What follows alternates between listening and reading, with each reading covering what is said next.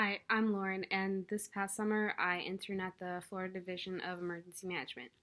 I chose the site because I did not yet have experience working in state government, plus, this past year I discovered my love for emergency management. It links directly to many forms of leadership because, as emergency managers, we have to think of all the ways to protect all citizens from all sorts of hazards. I wanted to learn a little bit more about how the division was taking measures to protect vulnerable populations during storms in Florida. These populations would include the homeless, the elderly, and those living in poverty. This is when I learned the ins and outs of the State Hazard Mitigation Plan, which was my main project as an intern for the summer. This is a state document that the division must update every 5 years as required by FEMA.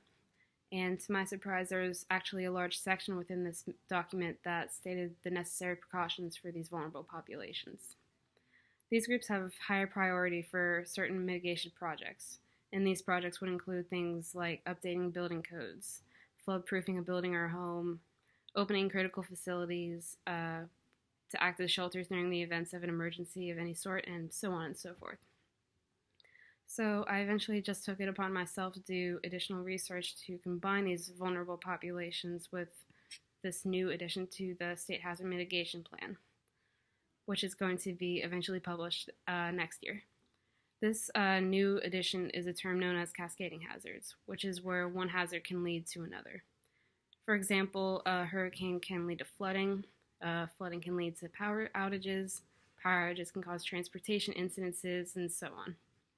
By conducting research on these new hazards with these vulnerable populations in mind, I felt pretty accomplished in shifting the focus towards populations who can't necessarily protect themselves from the inevitable.